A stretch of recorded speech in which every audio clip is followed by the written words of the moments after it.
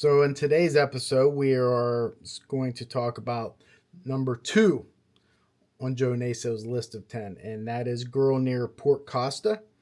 And that was identified by police back in, I believe, 2013, I want to say, when he was arrested as Carmen Cologne, 22 years old. And that was a murder that Joe Naso committed, I believe, in 1978. Now, I'm not going to talk a lot about this case because I didn't investigate this case. But it's part of his top 10 list, and we are going in consecutive order here. But more importantly, what I can discuss is this is the first time that we are going to see the double initial CC, okay, Carmen Cologne. Now, again, Naso was convicted of this murder and I believe 3 others when he went to trial and was arrested, and that was Roxanne Rogash, Sharon Patton, and Tanya Tafoya or Pam Parsons, I believe. So I believe those are the ones that he was convicted of off of this list of 10. But Carmen Cologne is a double-edged sword. And what I mean by that is there is a specific set of murders of, I want to say 4 girls in New York, young girls, 12-year-olds, and they are called the alphabet murders of New York. I'm going to do a whole separate video on that at another point in time, because I briefly touched on this during the show. But one of those girls happened to have the same name as the girl near Port Costa, Carmen Cologne. Coincidence? Now, a lot of people say, well, I don't believe in coincidences. Well, I do. And I think when you say you don't believe in coincidences, it's a shortcut to thinking. Because I'll give you a perfect example. This summer, I was cutting my grass, and I accidentally hit the basement door with the front of my mower. And it cracked the door frame a little bit. Very visible, as you could see it. So I finished cutting the grass. And as my brain operates, I'm sitting in bed at night, and I was like, if I got murdered tonight, police would come here and they'd be inspecting and looking for forced entry, and they would come across that door and they would say, look guys, forced entry. This is cracked and it's recent. Now they would say to themselves, well, I don't believe in coincidences. This is cracked and we have a murder. You see how that doesn't make sense? So I do believe in coincidences. Now, when you have a bunch of coincidences relating to the same case or the same person or the same event, that's when I have an issue with it. So when I first started investigating Joe Naso and his murders, I looked at the alphabet murders pretty heavily. And I came to a conclusion in my mind. I don't think he is responsible for these. You know, there was some circumstantial evidence. You know, one, the name of Carmen Cologne. He's convicted of a 22-year-old woman that he had murdered in 1978. But a 12-year-old girl, would he do that? The age was off a little bit, so I was like, I don't think. Kids was not his thing.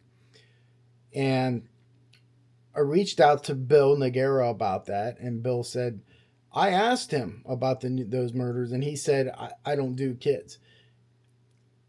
And that stuck with me for about a day. And then I was like, wait a second. Why would he admit that?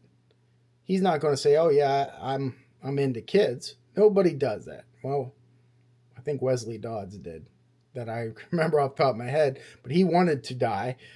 Joe Naso does not want to die, and he more than likely, if he would have admitted to that in San Quentin, he would be a target. So I kept open the possibility, and then I came across some evidence in Carl Yoder's garage. When one was a tape, and you got to hear part of that tape on the television show, where Joe is having an argument with his son, and his son seems like he's secretly recording him. He could have been outright recording him, I don't know. But he asks his dad, what about the kids? He named the kid behind the school and stuff like that. Things that made me think, oh, wait a second, maybe this isn't a coincidence. Maybe there's something to it. Naso was from Rochester. He was living there during the time of these murders. And again, I will get into more in depth about that at another time. But it made me start to think that it's possible. So we have Carmen Cologne. So I'm going to go to my Port Costa number 2 binder here and see what I have written down. And, she was found dumped on how do you pronounce that?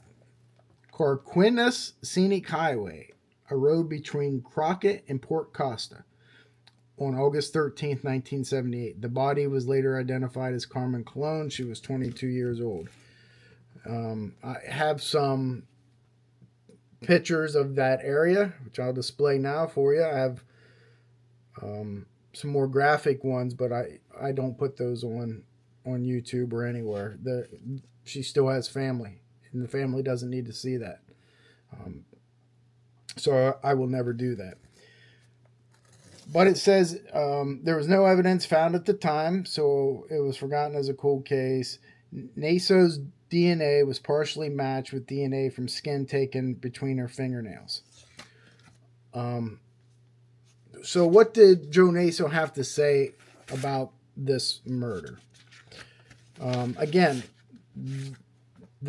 what I'm about to read you is taken from Bill Nagara's information that he had obtained while talking to Joe Naso on San Quentin's death row. And I'll just go over some of it. Joe began strangling her with her stocking at full strength. She jolted upward, trying to throw him off of her, and clawed at his hands to make him stop. That makes sense, right? Because of the DNA found underneath her fingernails. And just a note, you will not always find DNA under fingernails. That's a myth that needs to be dispelled. And you can read, it's a shameless plug, and I'm sorry, but you can read about those myths. I did a whole chapter about 50 myths in true crime that are just that, myths. And then I relay what the facts are.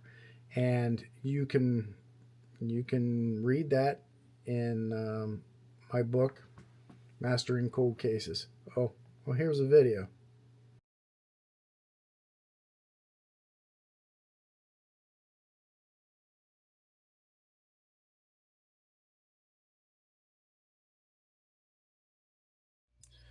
So I always get the question, how do you become a cold case detective? Ken Maines, how did you become a cold case detective? Well, I had that in mind a long time ago, over 10 years ago. And I got the answer right here. Mastering Cold Case Investigations, a guidebook for detectives.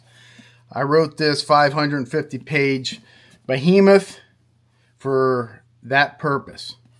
Because when I was in high school, when I was in college, and then when I became a detective, I wanted to know more about cold cases, why they go cold, why are they unsolved, is it evidence, is it lack of determination, is it perseverance, is it politics, all the above. Well, I set the answer to all those questions in my new book. It's been 10 years of research, writing, jotting down things. I knew that I was going to write this book eventually, and it finally has come to a head where I'm able to actually get it done, get it published by Unsolved No More Publishing, and get it out to you. So who's this book for? It's for detectives. It's for amateur detectives. It's for college students, academia, forensics.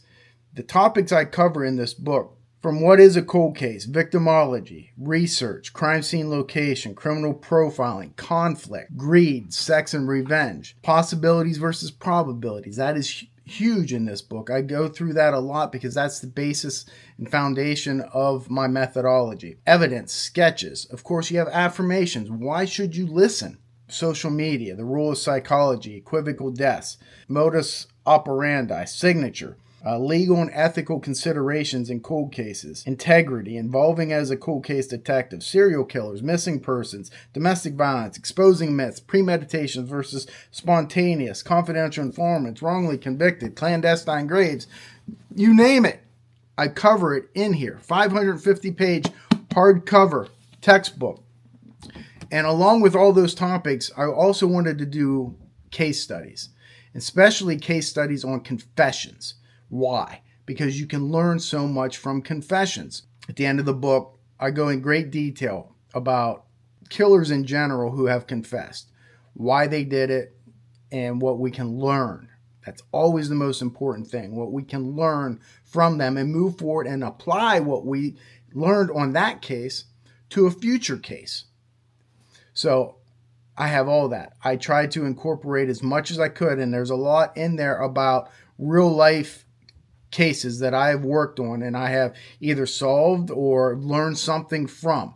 And I'll tie that to a specific chapter, along with tips, certain things that I think you should look for in certain areas. It's a great book to learn from. But it's not just for active law enforcement members, private investigators, defense attorneys. Everybody can learn from this book. And that is what is motivated me to write this, is I want people to learn. I am tired of seeing wrongfully convicted people. I'm tired of the politics of district attorneys' offices and state police and local jurisdictions who either don't have the resources to do it or they just pass it off because they don't know how, they don't want to, they don't have the desire, the determination. And all that does is affect the victims and the victims' families. And I see it time and time again. You will see endorsements and affirmations from victims' family members in here who I've worked with in the past because they are the most important people.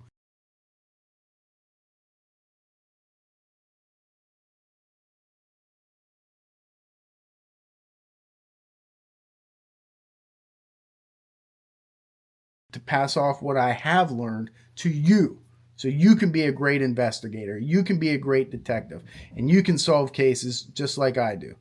Get your copy now. I'll sign it. I'll get it out to you and start learning. That way we can start solving cold cases together.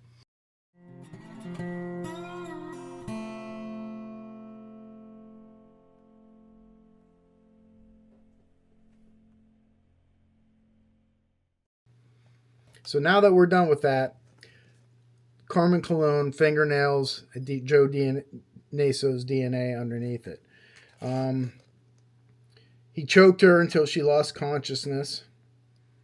And when she was finally slumped back, he said, "Now you're perfect." That was his term, according to Bill, about how he made these girls that he had so much rage and animosity towards, how he made them clean. He made them perfect by killing them.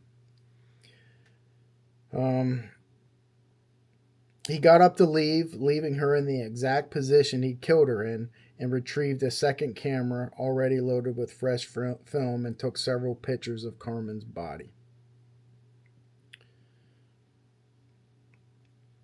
Now, one of the things that he did with Carmen, according to Joe, was he had sex with her dead body.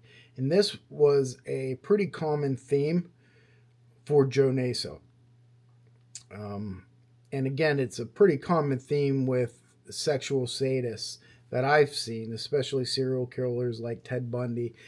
He did that often as well. And it's what you have to understand is when they do this, it's not so much a sexual urge as it is a control. Just like a lot of rapists, and Joe was a classic rapist, just like we talked about in the first episode, his mentor, Carl Chessman. It's crazy for somebody like me who my hero and my mentor is my dad, who had the most integrity and the most loving person, and everything about him was just great. That was my mentor. That's who I looked up to, and that's how I wanted my life to be. When I die, I just want people to say, hey, he was a good man. That's it. You go to somebody like Joe Naso, and his mentor was a serial rapist named Carl Chessman. So to me, that is just so crazy and ironic how that works out in people's life. But again, it's about control. A lot of rapists have that control issue, and that's what gets them off. Joe drove east toward the town of Crockett on the Interstate 80 near Port Costa. Remember, that's how he labeled his list of 10. It was his dump sites. Where cattle ranchers are filled, the perfect place to dump a body. Around 2:55 a.m., Joe hit an area where the only light in the darkness was from his own headlights. He stopped, turned off the car, got out of the car, slowly walked to the trunk, opened it up, and he carried her and then laid her down. Before leaving her, Joe pulled a plastic bag from his pocket and placed a handful of dirt from where she lay into the bag and sealed it. Carmen Cologne, age 22, became number 2 on Joe Naso's list of 10. She was identified merely as 2, girl near Port Costa. Before arriving home, Joe stopped at a public garbage can and tossed all of Carmen's belongings into it except her ID and drove off. Now, a lot of that stuff I couldn't verify, even though, I was granted access to the police files.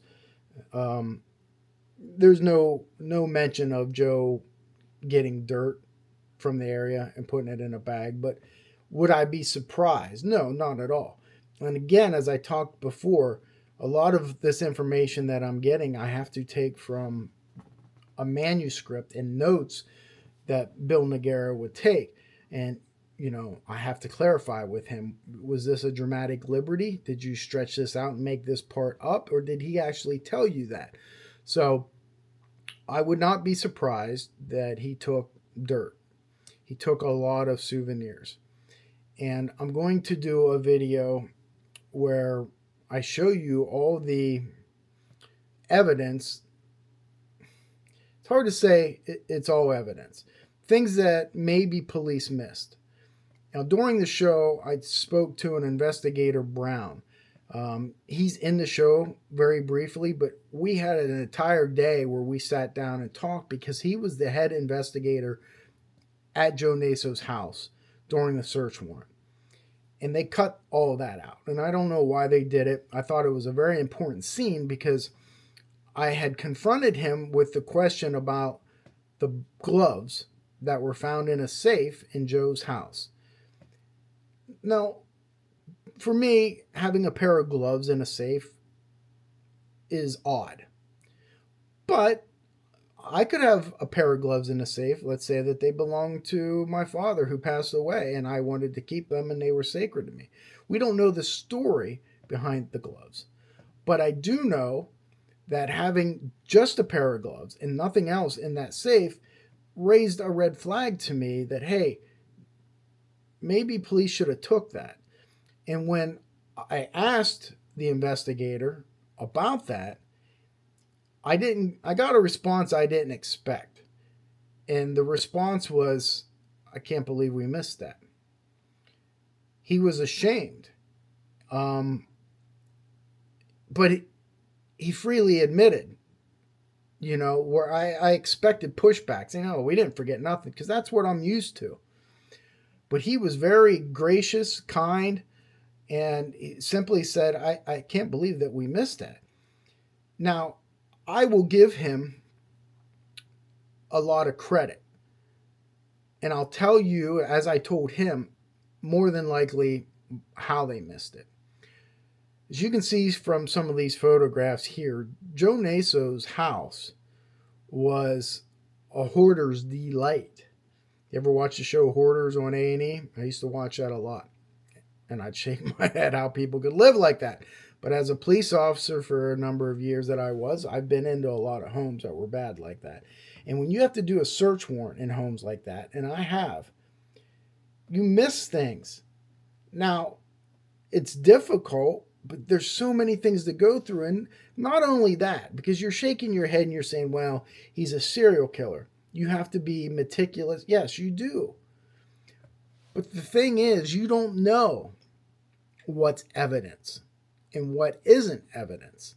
And that's the problem that you run into.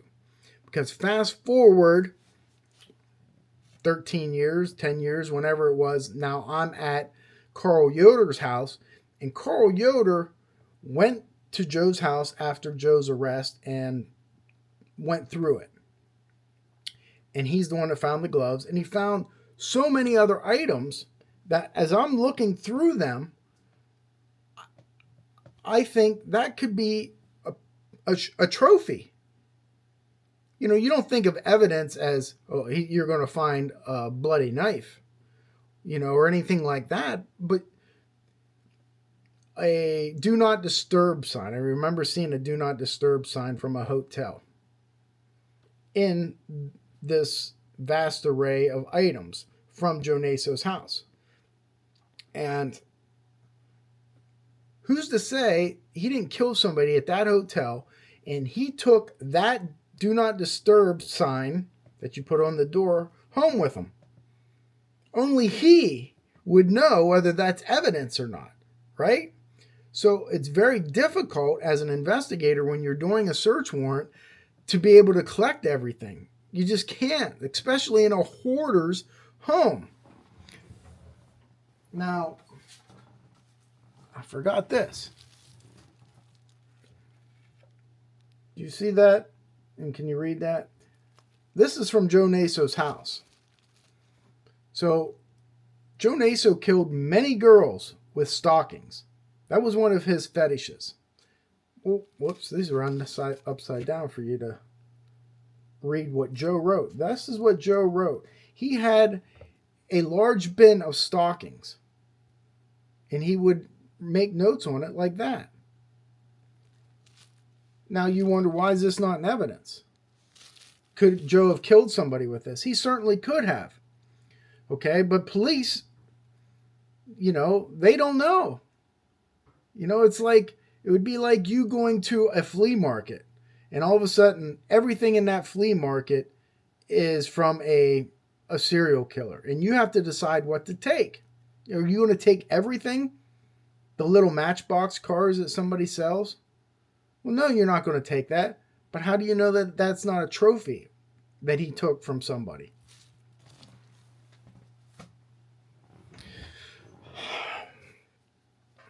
Sorry, that was like a long rant in order to get my point across that it was Rick Brown, I believe, was the investigator, how he took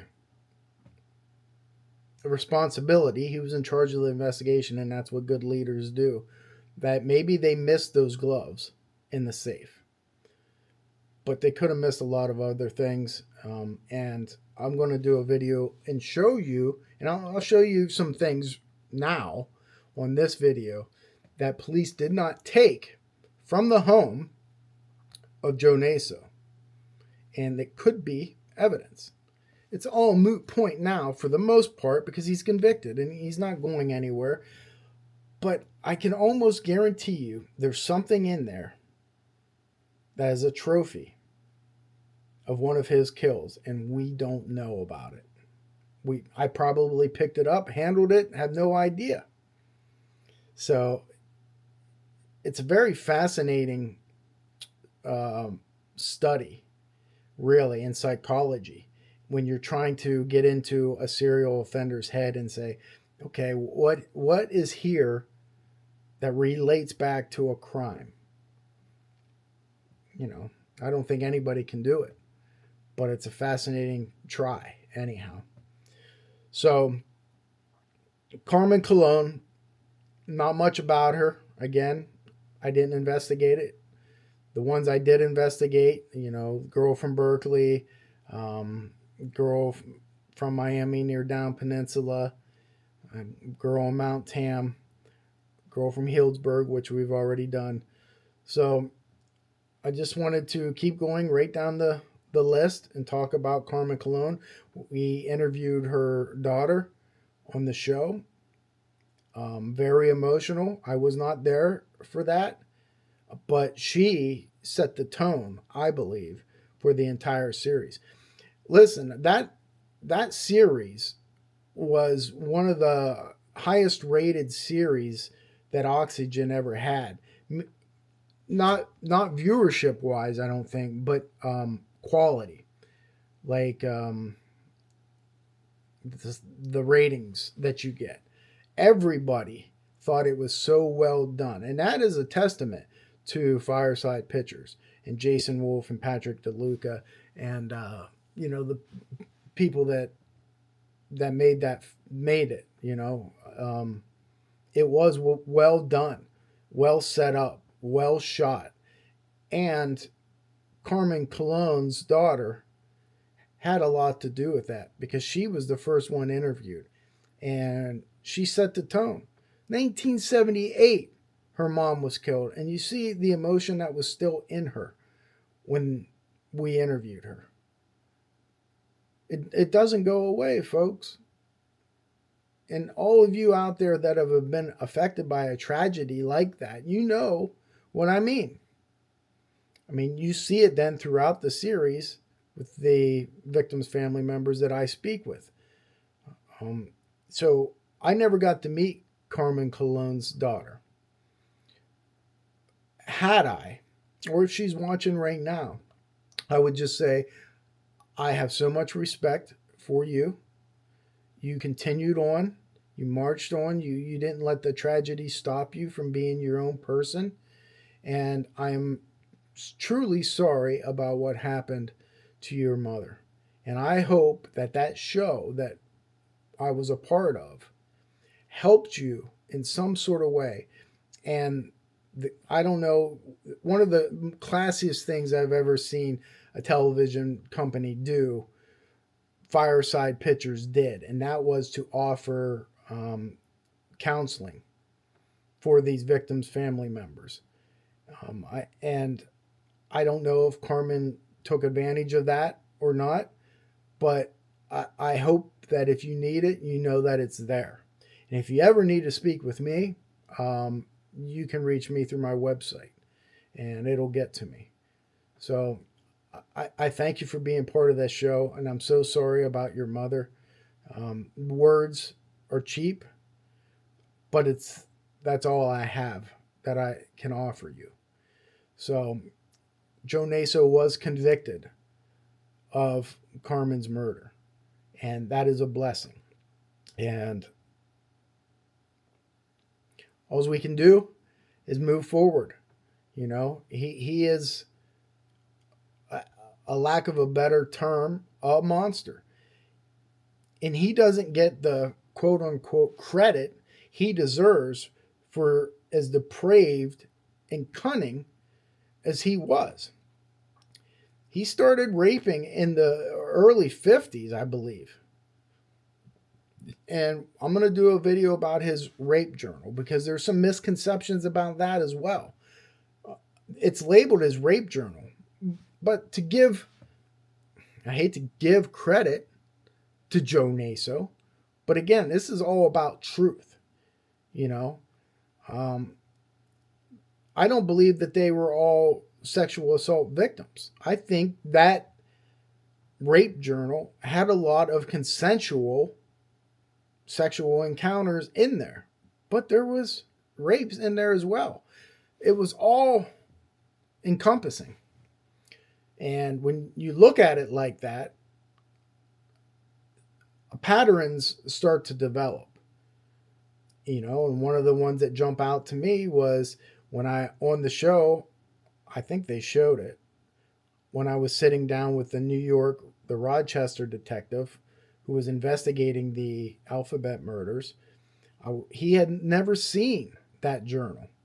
And we went to the Rochester time when Joe Naso was there, and he annotated, he met so-and-so at this shopping area. And that detective was like, oh, well, I recognize that because that's one where one of the girls was last seen eating. Go back to what I say about coincidences. Okay? So I will do a whole video on that journal and we'll go through it. Again, I'm going to be posting a lot of pictures, never before seen items, things like that. But I want to be careful. I know that Joe Naso has been adjudicated on a lot of stuff and he's never getting out of jail. But I just have to make sure that it doesn't compromise anything else that's going on. I would certainly hate to do that. So, but for the most part, you're going to see everything. And if you enjoy Death Row Confidential Secrets of a Serial Killer, you will enjoy this series that I'm going to be doing here because you're going to get in depth and you're going to see victims that I think that Joe Naso is responsible for, that nobody knows about. The police don't even know about it. So keep on watching and we'll go through. I guess the next episode is going to be Roxanne Rogash because she's next on the list.